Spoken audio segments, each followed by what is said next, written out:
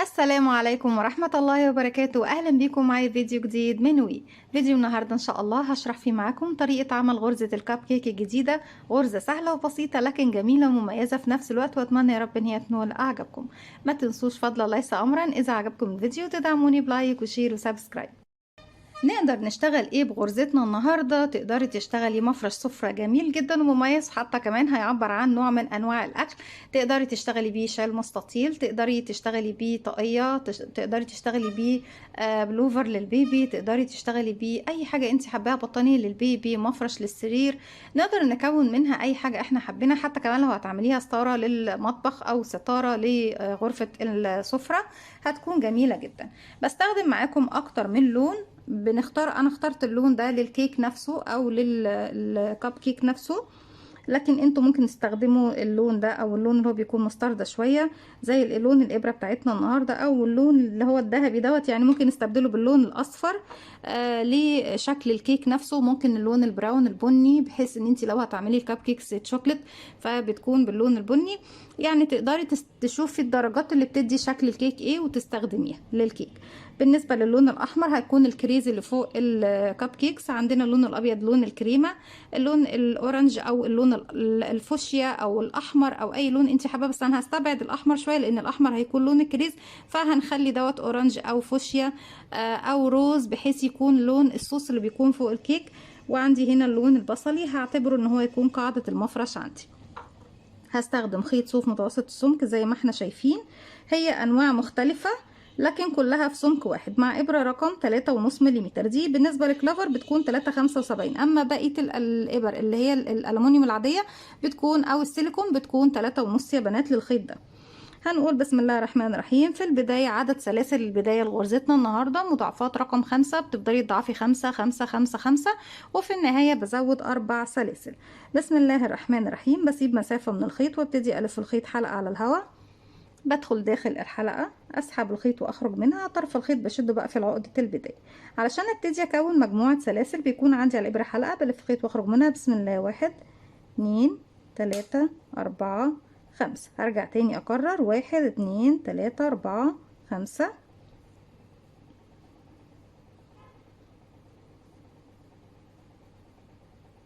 كده كررنا تقريبا 4 مرات. 1 2 3 4 5 6 7 8 9 10 11 12 13 14 15 16 17 18 19 20. كده كررت 4 مرات، لكن انتوا تقدروا تكرروا زي ما انتوا حابين. بعد كده ارتفع 1 2 3 4. مجرد بس انا بشرح معاكم قطعة صغيرة بنوضح طريقة عمل غرزتنا شكلها ايه. في البداية ببتدي السطر الأول كله بكونه بغرزة العمود بلفة. علشان اشتغل عمود بلفة بيكون عندي على الإبرة حلقة، هبتدي ألف الخيط عليه لفة واحدة، وجاية طبعا اللفة دي من مسمى العمود نفسه. لما يقولك عمود بلفة معنى انك تلف الخيط على الإبرة مرة واحدة، لو قالك بلفتين هتلفي مرتين 3 وهكذا. ببتدي اسيب بقى 1 2 3 سلسلة وبعتبرهم عمود بلفة، وهسيب كمان رقم 4 لان هي اللي بعتبر نفسي اشتغلت فوقيها ال3 سلاسل دول، يعني اول عمود. وهروح لرقم 5، هدخل في الحلقة الخلفية الباك لوب، اسحب الخيط واخرج. معايا على الابرة 3 حلقات. نظبط بس الكاميرا شوية، اعتقد كده احسن. كده معايا 3 حلقات، هلف الخيط واخرج من حلقتين، بتبقى معانا حلقتين بلف الخيط وبخرج منهم. بكرر تاني، الف الخيط هدخل في الغرزة اللي بعدها الحلقة الخلفية، بسحب الخيط واخرج. معاكي 3 حلقات بتلف الخيط وتخرجي من حلقتين، يتبقوا 2 بتلف الخيط وتخرجي منهم. والسطر بتاعي كله بيكون غرزة عمود بلفة لغاية ما بوصل لاخر غرزة هبتدي اشتغلها معاكم. ليه؟ لان هنبتدي نغير فيها للون الجديد. في نهاية السطر بيكون ده شكل السطر معايا. بنشتغل اخر غرزتين مع بعض، واخر غرزة ببتدي اغير فيها اللون. هلف الخيط على الابرة، بدخل فراغي، هسحب الخيط وهخرج. معانا على الابرة 3 حلقات، بلف الخيط واخرج من حلقتين بنفس اللون. بعد كده اسيب اللون اللي احنا مش هنستخدمه خلاص، وابتدي اسحب اللون الجديد، بسيب منه مسافة والفه حلقة على الهواء، وكمان اقفله عقدة بداية. اقدر اسحبه بدون ما اقفله عقدة بداية، بس انا بفضل ان احنا نقفل عقدة بداية علشان طبعا لو هتعملي مفرش سفرة او ستارة او للملابس نفسها فانتي بتحتاجي تغسليه وتكويه واستخدام كتير، فمش عاوزين مع الغسيل والمكوى والاستهلاك ان الحلقات دي تفك معاكي، فالافضل ان هي تتقفل عقدة عمرها ما هتفك ان شاء الله. فوق اول فراغ احنا كده خلاص اشتغلنا اخر عمود. فوق اول فراغ ببتدي اشتغل 1 2 3 سلسلة، وفي نهاية السطر كمان بشتغل زيهم عمود بلفة واحد، لاني بعتبر ال3 سلاسل دول عمود. هبتدي اسحب معايا بقى خيط اللي هو اللون السيمون ده، لاني محتاجة بعد ما اخلص المراحل بتاعتي كلها اني ابتدي اسحبه من الجهة التانية. لو هسحبه من الجهة دي هسيبه في الجهة دي، ولو حابين ان انتوا في كل سطر تبتدوا تقصوا الخيط وتوصلوه من اول وجديد مفيش اي مشكلة. هبتدي بقى انا هنا اشتغلت ال3 سلاسل، مش هشتغل تاني، اروح لتاني غرزة واشتغل فوقيها 2 غرزة عمود بلفة في نفس الفراغ كده. 1 كمان مرة في نفس الفراغ 2، وبعتبره انكريز يعني تزايد، انك بتشتغلي فوق الغرزة مرتين. هعتبر المكان دوت نص قطعة كب كيكس. تمام. هاخد سلسلة مسافة، هسيب تحتها كام فراغ 1 2، واروح للفراغ اللي بعده. هنشتغل بقى على 3 غرز جايين 1 2 3، هيكون ترتيبهم ايه 2 1 2. هو طبعا مش رمز ولا حاجة احنا بنقول 2 1 2، يعني بشتغل فوق الاول مرتين، فوق التاني مرة، فوق الاخير مرتين. تمام يا بنات؟ عرفتوا يعني ايه بقى 2 1 2؟ بسيب 1 2 غرزة تحت السلسلة وبروح لرقم 3 وابتدي اشتغل 2 عمود بلفة في نفس الفراغ. 1 وكمان 1 في نفس الفراغ. بعد كده اشتغل غرزة،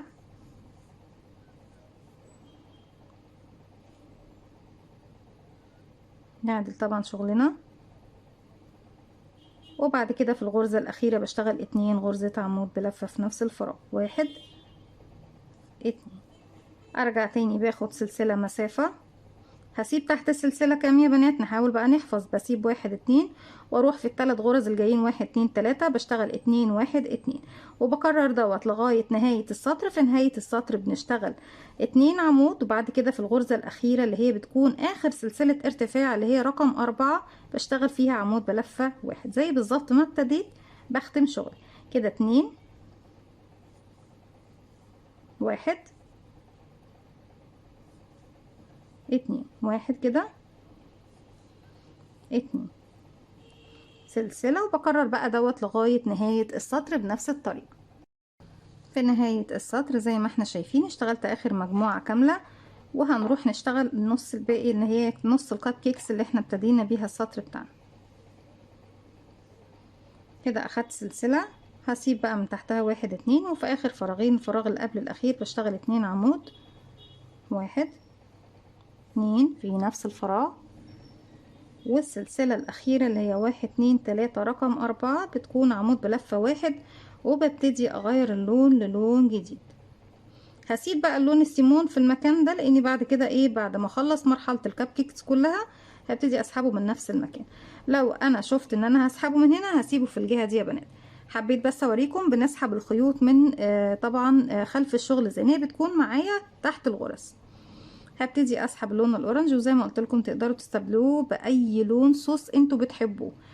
صوص الفراولة هتستخدمي يعني اللون اللي هو مش هنقول الاحمر عشان الاحمر ليه كريز، هنقول مثلا اللون اللي هو البينك شوية، او اللون الاحمر بس بدرجة مختلفة،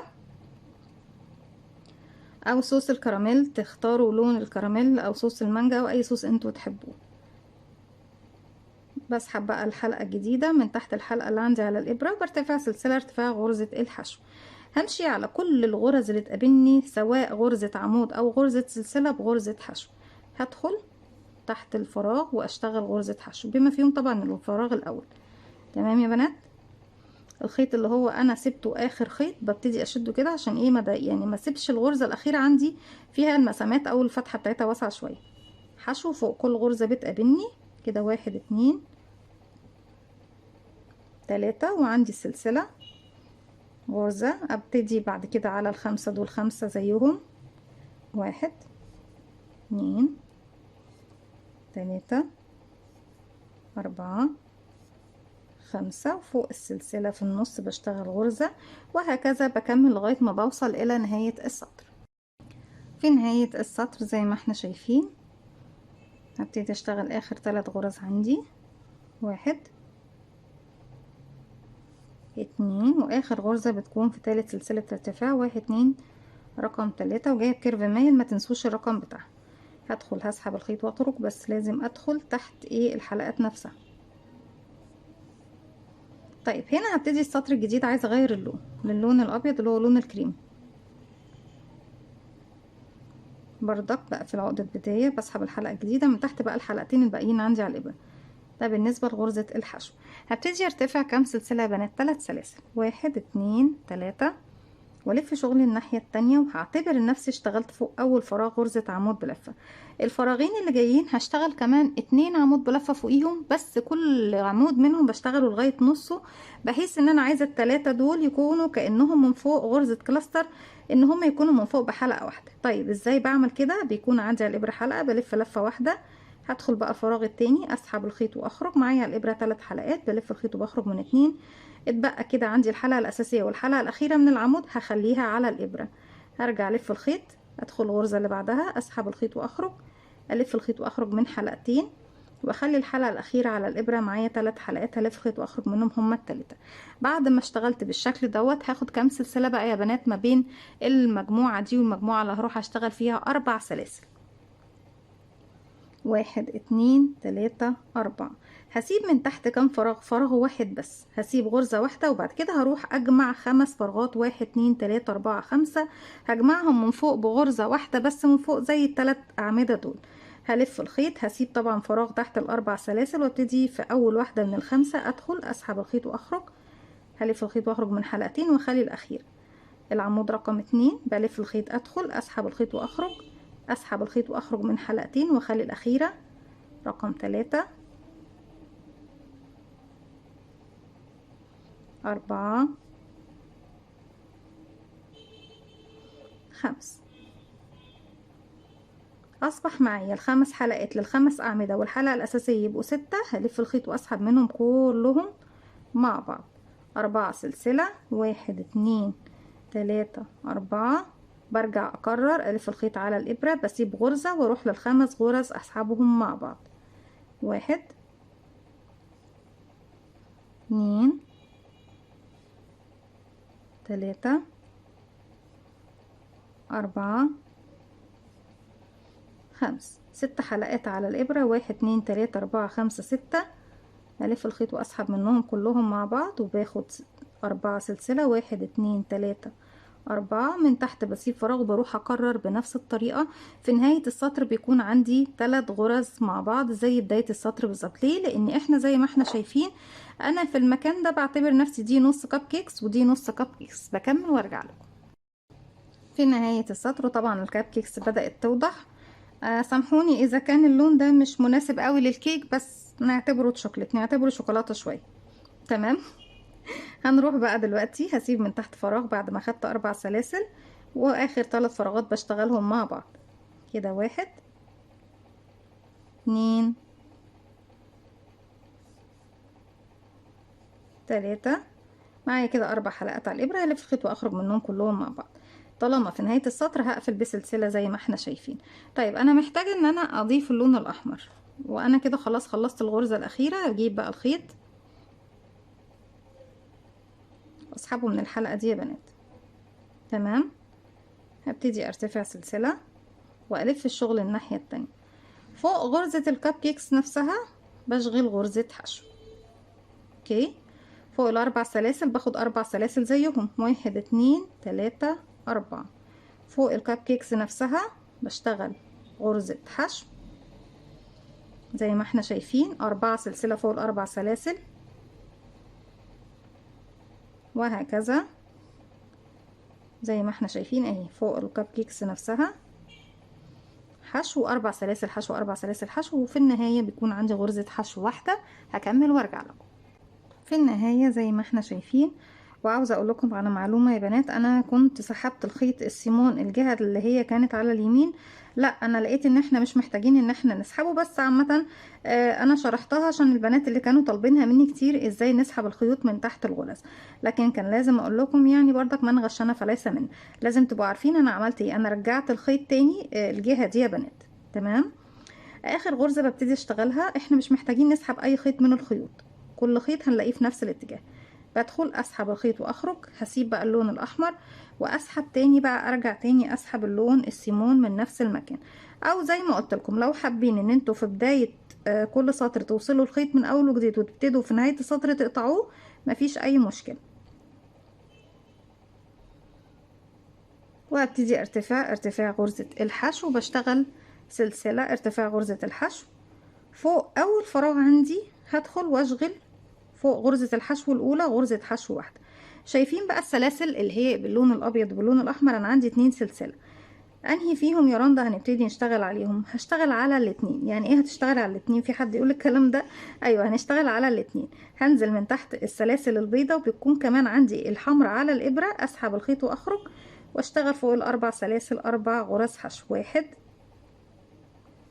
2 3 4 زي ما احنا ايه شايفين. وبتكون ده طبعا سطر ببتدي اسس بيه بداية للسطر اللي جاي اللي هيكون تاني غرزة عمود بلفة فوق كل غرزة بتقابلني. فوق غرزة الحشو بقى اللي في المنتصف هاخد سلسلة واحدة بس وهسيبها، مش هشتغل فوقيها لاني اخدت فيها سلسلة، واروح فوق السلاسل اشتغل 4 حشو. 1 2 3 4 سلسلة.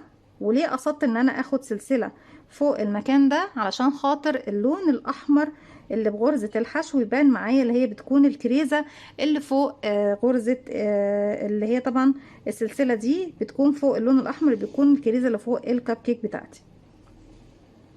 انا لو اشتغلت فوقيها مش هتكون واضحة قوي يا بنات. انا اضطريت طبعا بنضطر في اول غرزة واخر غرزة في السطر نشتغل فوق غرزة الحشو اللي باللون الاحمر، لسبب ان دي اول السطر وده اخر السطر. اما كل الغرز اللي في المنتصف باخد فوقيها سلسلة زي ما احنا شفنا وبتعداها وبسيبها واشتغل فوق السلاسل 4 غرز حشو زيهم. 1 2 3 4 سلسلة 4 حشو فوق السلاسل. 1 2 3 4. وطبعا هنا عشان احنا في نهاية السطر زي ما قلنا مع بعض ببتدي اشتغل ايه يا بنات؟ بشتغل غرزة حشو واحدة فوق غرزة الحشو اللي باللون الاحمر. طيب هغير اللون؟ لا مش هغير اللون، لان انا كده كده هبتدي اشتغل السطر اللي جاي اللي هو اللون قاعدة المفرش عندي. وزي ما قلت لكم تقدروا تغيروا بقى الالوان زي ما انتوا حابين. اللون الاصفر اللي هو الابيض دوت انتوا بردك ممكن تغيروه باي لون تاني على اساس ان هي تكون الوان الكريمه اللي بتحبوه. برتفع 1 2 3 3 بس يا بنات عفوا، والف الخيط بالشكل ده، الف شغل الناحيه التانية.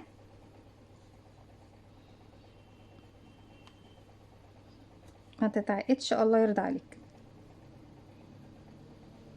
شكرا. بعد ما ارتفعت 3 سلسلة واعتبرتها عمود بلفة فوق اول فراغ، هبتدي بقى فوق كل فراغ يقابلني هبتدي اشتغل غرزة عمود بلفة 1 لغاية ما بوصل لنهاية السطر. وبعد كده ببتدي اكرر الخطوات اللي احنا اشتغلناها مع بعض يا بنات زي ما احنا شايفين بالشكل ده. عمود فوق كل غرزة بتقابلني، حتى كمان فوق السلسلة بشتغل عمود بلفة 1، وهكذا بكمل عمود بلفة فوق كل غرزة بتقابلني لغاية نهاية السطر. اكمل لغاية نهاية السطر وارجع لكم نشوف شكل غرزتنا ايه مع بعض. بكده بكون وصلت لنهاية السطر ونهاية الفيديو النهاردة. دي كانت فكرتي، اتمنى يا رب تكون سهلة وبسيطة عليكم وكمان تنول اعجابكم. ببتدي بعد كده بقى اكرر نفس الخطوات. انت بتبتدي تسحبي لون الكيك وتشتغلي السطر اللي هو رقم 2 وبعد كده 3 و4 و5 ونبتدي بعد كده 6 و7 دول.